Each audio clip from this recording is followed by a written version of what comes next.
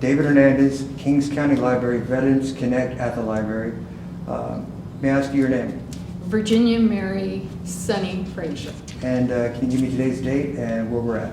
June 22nd, 2016. We're at the Hanford Library, Kings County, California. Okay, thank you. Basically, we'll start out with the interview, some background information, your hometown, stuff like that. So where are you from originally? I'm what they call a Navy brat, so we don't know where we're from everywhere. We're from everywhere. Okay. Where were you born though? San Diego. You were born here in stateside then? Yeah. San Diego, California girl. And are your parents still with us? No. So they've been passed? I'm sorry about that. What do they do for a living? You said you're Navy? My father was in the Navy for 22 years. My mother was a housewife. A housewife. And do you have any brothers or sisters? Or? I had an older sister, she's dead, and a younger sister still alive. Okay. And if you might give us the ages? Well, your older sister was how much older than you and your younger? She's 2 years older than me, and my younger is 5 years younger. Okay. And did either of them serve? My younger sister went in as an officer in Desert Storm. And she was what branch? Navy. Navy. Okay. Of course.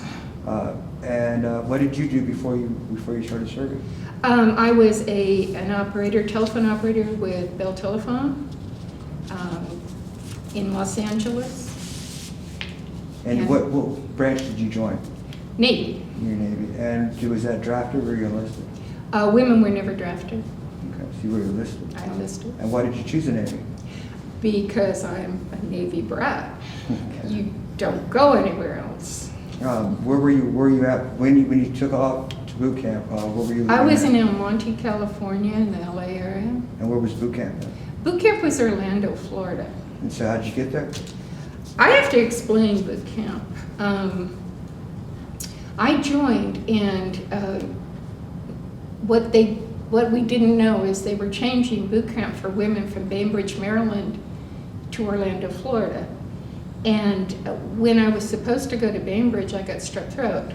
So I was withheld, and then there was the longer wait because they weren't ready for us in Orlando. So I got to Orlando finally, and it was because they weren't ready for us. It was a very strange boot camp experience. Would you say that basically it was a special training because it was a new program? Have you heard of the movie Private Benjamin? I haven't. Okay. Well, she thought she was going to go to boot camp, and it was a spa. I went to that boot camp. It was a spa. We played tennis. They didn't have uniforms with us. We ran around in mini dresses, mini skirts. It was co-ed. There were 10 bats of men surrounding 1 battalion of women. It was crazy. It was, we had bikinis. The men went nuts, basically. So when you first got there, those first couple of days, how were they? Just the first couple of days. Fun. It was fun. Nobody knew what to do with us. We had a blast. How many It was gals like were we were there? playing military. How many girls were there?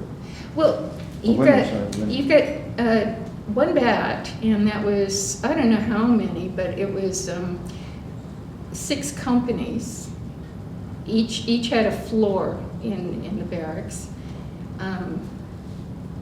I would say, well, okay, not to count. There's my company, though. So. There were quite a few girls. And that was the total amount? No, that's just my company. And how many companies were there? Huh? How many companies? 6 Oh, wow. at one time. And then one company would graduate and a whole new company would come in. And there were 60 companies of men. Do you remember who your instructors were? No, I don't remember him by name. I had a CC. She was tough, but we loved her. And then the one instructor I really liked, she was a journalist, and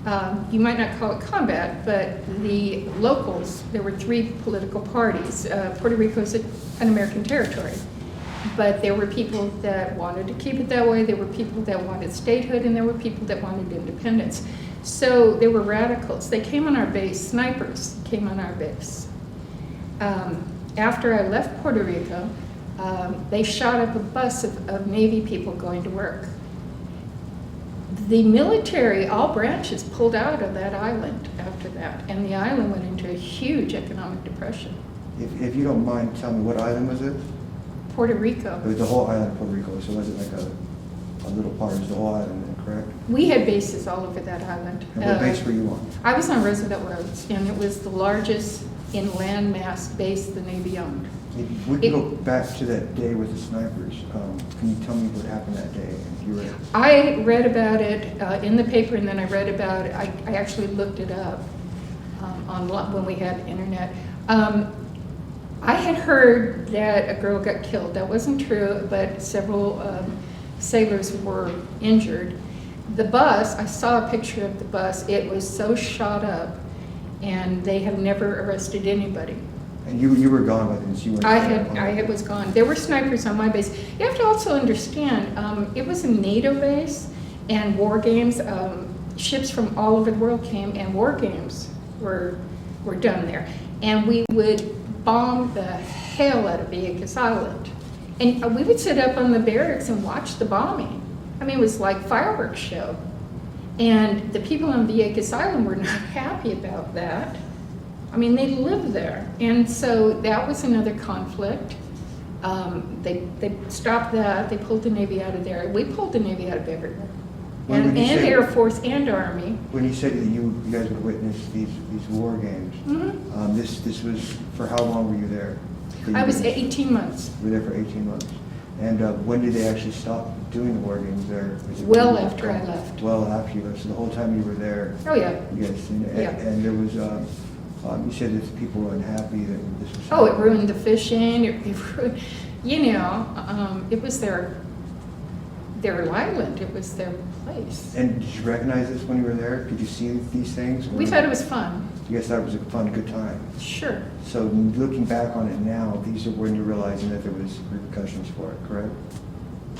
Okay. But at this time, it was a fun thing. Yes. It was very fun. It was games, war games. War games. Okay. Plus, we got to date men from France and Britain and all over. Yeah. Okay. I imagine that there was some of your comrades or some of the allies that came in contact with you that had been injured in war. Is this true? You mentioned that one of the gentlemen. You have to understand, the Navy was not in country. Mhm. Marines were, Army was. Navy were out there on ships, and they were pretty safe. Mhm. So no. With the gentleman that you said that his mom wanted you to marry him, Hmm. was he the only one that you could see that the war had affected? No. In fact, after I got out and I went to work at Fresno State for the veterans to help them start their paperwork, there were so many disabled veterans that they just combined us with the disabled office. And I saw plenty. I saw a lot. Yeah. And then when I went to the VA hospital for treatment, my God, I saw a lot. Treatment, just like regular medical care, or you say treatment? When I got out of the Navy, I had ulcerative colitis, and they were afraid that I picked up a parasite in Puerto Rico that's in the fresh water called schistosomiasis. So they wanted to check me out. There was nothing for women at this VA hospital. They put me in men's pajamas on a men's ward. And I was so disgusted. I refused to go back for years. And when I finally went back, because I had no insurance, they had a whole clinic for women. I cried. So, correct me if I'm wrong, there's what is referred to as Old Navy, New Navy, correct? I've never heard that term. You never heard of that? No. Basically, when did this change happen, that, as far as you know, that you started seeing that? When the Desert Storm Girls went, Yeah, sure. they got us everything we wanted. And when you say we wanted, you had made requests for stuff? Can you tell me about No, that? I got out of the military and it was like I'd never been in, ever. I was ignored. And I wasn't spit on, I wasn't treated like the man. I was just simply, it didn't exist anymore. Is this the public or is this the Navy itself?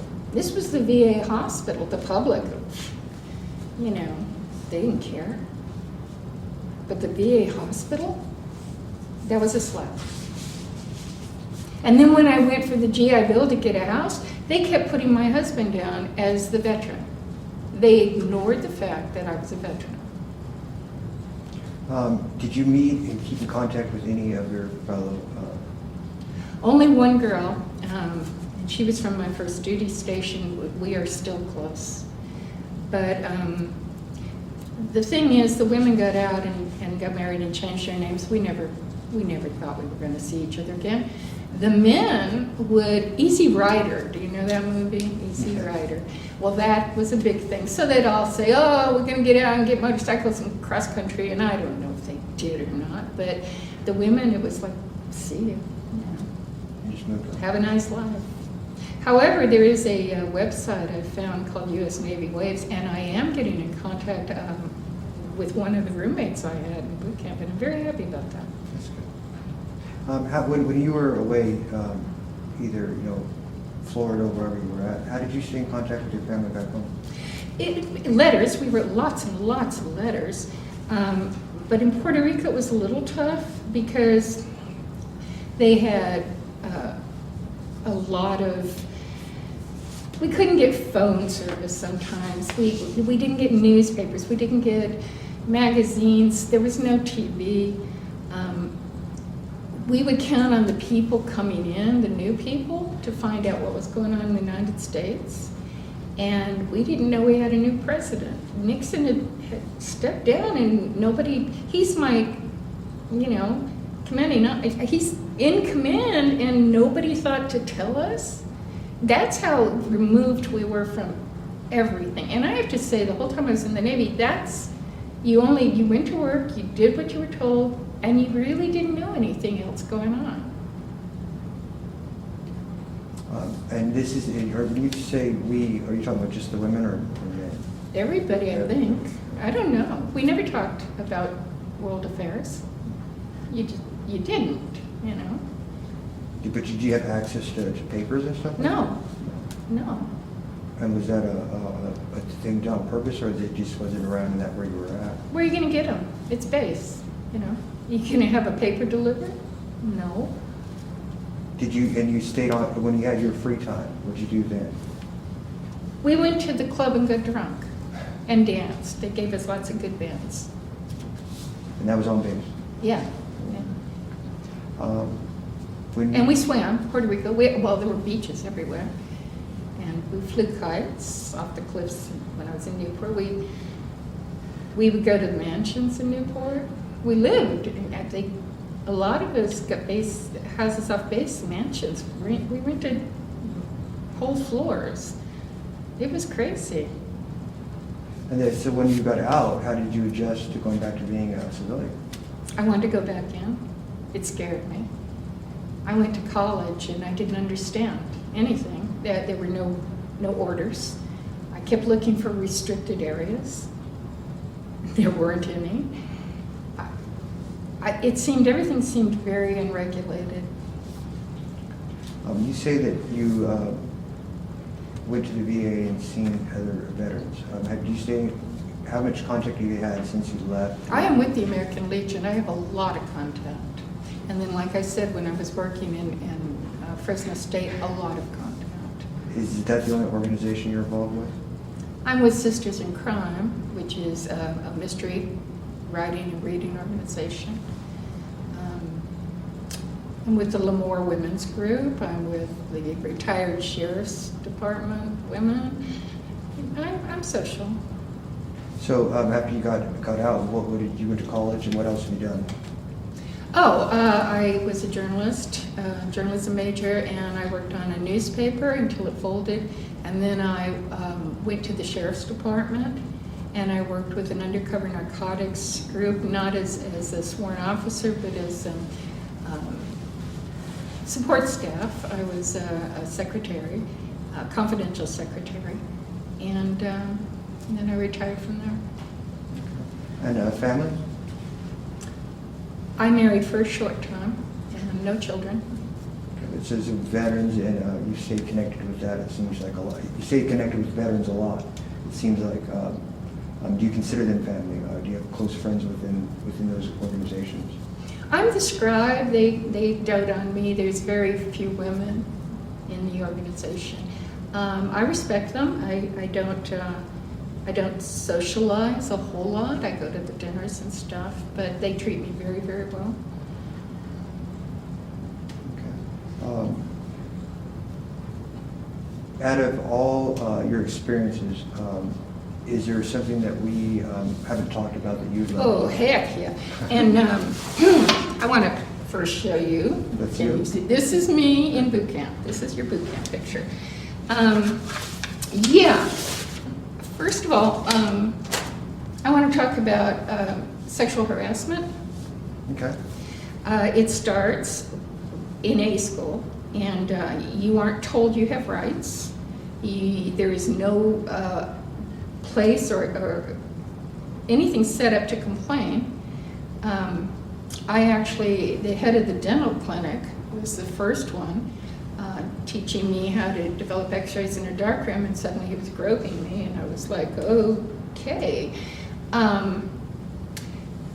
In Newport, a senior chief decided he wanted to go to bed with me. He had 5 children, and I was shocked. And he would keep me after hours and make me climb up on a high chair to clean the top of the I don't know what it's called, wainscoting or something, and then he'd look up my dress. And I broke down. I had a breakdown. And I reported him, and nothing happened. And then in Puerto Rico, an officer got keys. We had to stay on duty alone. And he got keys to the dental clinic and came in drunk. And I had been cutting cheese with a blade that we used for surgery, and I threatened him. And when I wanted to complain, the men I worked with begged me not to lodge a complaint because he was getting married. And later he went in the women's barracks, and I was in charge, and they called me because he was nude and covered with body paint, streaking through the women's barracks. And at that point, nothing happened to him, but I did report it. And then my last duty station, the senior chief was harassing me, and by then it was like, no. And I went into the XO's office, and I told him, and so they called us both in, and he actually said, I don't want her in my Navy. At that time, they had sensitivity training. They sent him. He was so angry, but I was getting out. I didn't care. And after that, nobody. Everything in my life is divided between what happened before Puerto Rico and what happened after. Nobody messed with me after I got out of it. It was a tough base, and nobody. I took nothing from any guy. Stood up for myself, you know. I also want to talk about drugs. I never saw drugs until I went in the military. The people in the military were drafted. A lot of them were hippies, and they didn't want to be there. So there was lots of marijuana. There was also a lot of hashish coming over from Vietnam. They smuggled it in ships and in planes, and it was everywhere. We were never drug tested. There was no drug dogs. Nobody checked the lockers. The corpsmen were the worst. They actually got prescription medicines, uppers. I saw more drugs in the military than I've ever seen in my life. And I don't know, LSD, I don't know, you know. It was everywhere. And I don't think people realize that. Do you think that these problems are still wrapped in the That's a lot of the veterans that I saw in the hospital were drugs. This is recently or years ago? No, this when I got out. I'm sure, I don't know what the situation, I know they've tightened things up. And alcohol, there were beer machines in the barracks when I was in A school. They didn't care what age you were. And we got alcohol rations when I was in Puerto Rico. I didn't use them, but I would trade them for stuff, you know. And now they had an alcohol problem. They had rehab. But you know, the Navy did all that itself. Do you think this came from higher up, or was this just like a... No, it was as enlisted. It was sort of... We were very subversive. Very. Okay. So you're saying that you don't think that there was anybody overseeing stuff? Nobody cared. Nobody cared. You have to understand, the admiral at that time was very liberal, Admiral Zumwalt, and he wanted us to feel like the kids that were protesting against us. So the men got to grow mustaches and their hair long, and for duty they would use dippity-doo and slick it back. We had the shortest skirts. We had, the only medication we were allowed in boot camp was birth control pills, and they did encourage us very hard to get on them. One of my jobs in Puerto Rico, when I made rank, was to counsel the girls who got pregnant, because it was co-ed barracks, and a lot of pregnancies. In fact, the word got out in the Navy, if you wanted to adopt a child, get stationed in Puerto Rico. Because one of my jobs was to counsel the girls, and the Navy, they didn't even develop a pregnancy uniform, but you couldn't get out if you were pregnant because they had invested in us. So the Navy kind of pushed abortion, and that was something I had to talk to the girls about. The other was adopting the child out or sending it home, because you couldn't keep a baby in the barracks and you weren't going to get housing. So I orchestrated a couple adoptions. Yeah, it was, I'm not sorry or ashamed, it was my job. But I did write an article that we had in Puerto Rico, a prize-winning magazine. Everything you write in the Navy goes to Washington, D.C. I didn't want to be a dental tech, but I wanted to be a journalist, so I would volunteer at every base I was at. And in Puerto Rico, they gave me huge assignments. There's an article in here. I did travel when I went to Haiti. However, they asked me to write about the Navy's views of abortion. And it went to Washington, D.C., and they contacted me and said, why is she not a journalist? And I had the same question. I would have stayed 20 years had they changed my rate. But my commander wrote back and said, we'll make her a nurse, but she can't change her job. And I said, fine, I will get out and go to college, and do what I want to do. So, you know, I mean, there are things you don't talk about them. And you know what, we never talked. We never talked among ourselves, the women. We never talked about harassment. It was never discussed. We never compared notes. We kept our mouths shut. So I think back now, you know, and I think, well, they say we broke a lot of new ground, and I think we did. But one of the things, they recruited women like they'd never recruited before, because they wanted the men to go on the ships over to Vietnam. And what we didn't know is when we got out into the fleet, we were resented for taking the shore billets. So we weren't always embraced. The young men really did treat us well and liked us, but the officers treated us like we were their toys. And the senior chiefs and stuff, they didn't like us. They didn't want us there. So you had all that, you know. When you look back on your service, how has that affected the rest of your life? I'm stronger. It never leaves you. In fact, me and my friend were laughing because when two ex-military girls walk, we get into step. It just happens. I know I carry myself a little higher. And when I went into law enforcement, that's very paramilitary, and so I fit in. I understood the chain of command. I had leadership. It was, the men didn't mess with me. They knew, you know. They used to brag. We only have one college graduate and one veteran in our in our group, and it's our secretary. So they were very proud of me, very proud. Yeah. And with life lessons that you took with you, you said that the law enforcement went off. Can you tell us some of the life lessons you had that you've taken with you and carried throughout your life? Discipline.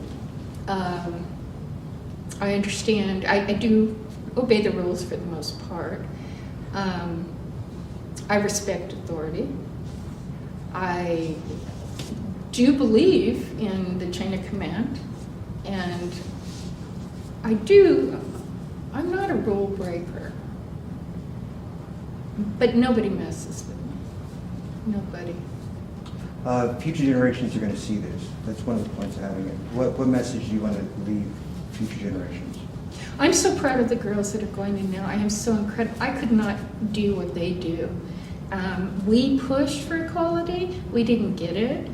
I understand that what we had wanted to achieve and didn't get, they picked up the baton and went forward. And I'm so proud of that. Even before I was coming out of the military, they opened more rates up to the women.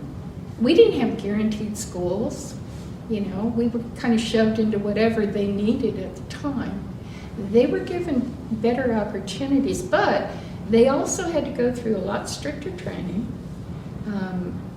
I guess they went through the gas training, you know, and we didn't have to do any calisthenics or exercise or pass any tests. And now they're very restricted. Also, you know, they have restrictions about, I don't know, jewelry and tattoos, and we were given carte blanche. Nobody cared, you know. It was fun. It was fun. It was fun. But I think, and also because I was in the medical field, it was kind of like MASH. I never saluted. We were assigned one-on-one with doctors, and there was no yes or no, so you yelled at them. Also, when you had admirals and captains coming in, they're sitting in my chair. I'm in charge. I've had the sharp instruments. You do not want to get on my bedside. Do you understand what I'm saying? Yeah. Yeah. And enlisted people, we were subversive. We ran things. The upper echelon might have thought they did, but we could undermine them in a heartbeat. And sometimes we did. So they treated us well. So the girls that are in now, you have a respect for them. Oh my goodness, they're on ships. I have a friend who's active duty. She fixes electrical equipment in jets. I can't even picture this. I was such a wimp compared to what she's doing. And she does, you know, she works out and she runs, and I'm like, I wouldn't have joined that Navy. And before we end, is there anything else? I noticed you had a token right there. Oh, well, I don't know where it is. Here it is. In Puerto Rico, they were kind of good luck charms. We always talked about going back to the world, which is stateside, getting home. And in the dental clinic, well, everybody used to do it. We used to go on the beach and find these. But in the dental clinic, we had instruments that we could shine them up and wax them up, and then the men would drill holes and put leather thongs. They were like love beads. And but they were a symbol that you'd been there and you were going home, you know. So I keep them. Yeah. Well, I thank you for your service. I also thank you for coming in and sharing your story. I appreciate it. You're welcome. And it feels good to hear. Thank you for your service. It really does. Thank you. In the 4th grade, my family was transferred around quite a bit, and I went to 3 4th grades, and this is very traumatic. I went from a base that had not, or a school that had not started multiplication and division, to a school that had finished it, and I was lost. And I've never been good at math since then. Reading and English were the only things I was really, really good at. Civilian kids didn't understand us, and I hated it when we couldn't go to base schools when there was no housing, because the kids didn't get it. And on a base, when you're at the base, everybody's in the same boat. You go away on Christmas vacation, you come back, half your class has been transferred out, and there's a whole half new people. We just adapted, it was okay, you know. Everybody was always new, and you didn't make friends. You didn't expect them to be around. But also, everybody had been someplace exotic. And so people would talk about Japan and Philippines, and I'd been to Midway, and it's like no big deal. You get out into civilian life, and these kids are looking at you like, what? They've grown up together. And then the teachers, they loved working with us because we were so much more mature in a way. We were so much, okay. When the Cuban Missile Crisis happened, I was 10, and they shut down the school and sent us all home. And the fathers were sent home to brief us. And we were informed that Lemoore was the number 3 target for these missiles. And so the base was like shut down. We were on standby. Our fathers were on standby. Everybody was on standby. But as a kid, and you're 10 years old, and you're hearing that you might be blown to smithereens, and the town was never told about that. And then when I was in high school, all the bombs for Vietnam were coming out of Lemoore, because that's where the jets and the carrier people were training. And the sailors drew painted peace symbols on the bombs. And you grew up with that. I don't know if we were cynical. I know we were aware that we were vulnerable, you know. And my father was gone every other year of my life. And that was okay. You know, I hear kids, oh, daddy's go, come on. We grew up without fathers. We did everything. And everybody was in the same boat. And you still join? Absolutely. I loved the life. Why? I wanted to travel. I wanted to travel. I wanted to see more of the world. And I did. I went space A. You just hitchhike aboard these planes, and because you're a girl, they're going to put you on. I went to Germany. I went to England and Ireland. I went to Antigua. I was sent to Antigua to work. I went all over the Caribbean on my own. I went to Bogota, Colombia. They set up trips for us in Puerto Rico. I went to Guantanamo Bay for a very short time. It was wonderful. And I traveled alone most of the time, in places where I didn't speak the language. It didn't matter. There were restrictions. I wasn't supposed to dress in my uniform. I wasn't supposed to tell people I was in the military. Especially in Ireland, I had a whole list of rules I wasn't supposed to do, and I broke them all. And, you know, we weren't supposed to talk about religion to the locals, because they were bombing a lot. A lot of places I went were, when I went to Haiti, there was an attempt on Baby Doc's life the day before I got there. And there were tanks all over the lawn, and it was scary, you know. But I went. I was kind of stupid. I apologize, I totally skipped, I didn't ask you where you were stationed. I was stationed, I started out in Orlando, and then I went to San Diego for A school, dental school, and then I had met a boy in boot camp, so I transferred, I put in, you have a dream sheet, I put in for Newport, Rhode Island, which was gorgeous, and also a NATO base.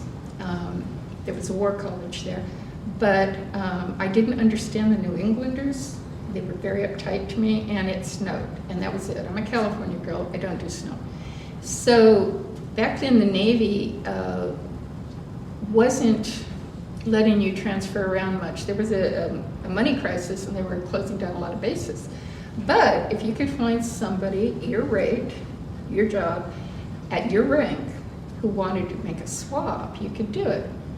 So I was standing duty, and word came in that this kid in Roosevelt Roads, Puerto Rico, wanted a swap. He was New England and he missed it. And I thought, shoot, Puerto Rico's warm. And I didn't know anything about Puerto Rico. I didn't realize how prejudiced the New Englanders were. When I announced that I would take the swap, they were in shock. And I'm thinking, what? I don't know anything. It sounds great to me. And I loved it. I loved the people. I loved everything about the island. It was a tough base, but as far as the island, I fell in love with the Caribbean. I did. I found myself. It's very odd to find yourself through another culture, but I did. Yeah. And so, and then when I was stationed from there back to Orlando, back to boot camp, but as you know, I was third class, and then I got an early out to go to college. So, and I was TAD, what they call temporary duty, in Antigua for a month. They had a secret base. They had several secret bases in the Caribbean, and I was the first female dental team to go. And the base was small and secretive. They never told us exactly what we did. They did. I think it was underwater nuke missiles. But oh my God, we had to work. They gave us a barber's chair, and we did the processing the x-rays out of a bathroom. And the first day there, we broke our only bottle of mercury. And we had to barter with the locals. That's the British West Indies, and to get mercury. And our job was to get everybody on base's teeth up to the standard the Navy wanted before we left in a month. But it was great. It was wonderful. There were 365 beaches on that island. It was heaven, you know.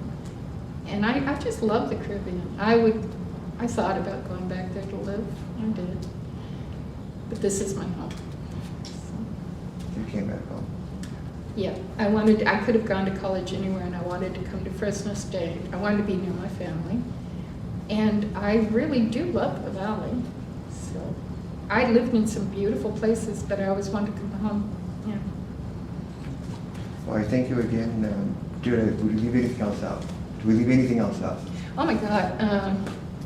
No, I don't think so. Well, I do apologize again for not asking you where you were stationed. That's kind of important. It is important, and I apologize. It is important that we get that included. So I thank you again for your service, and we'll close the interview. Thank you.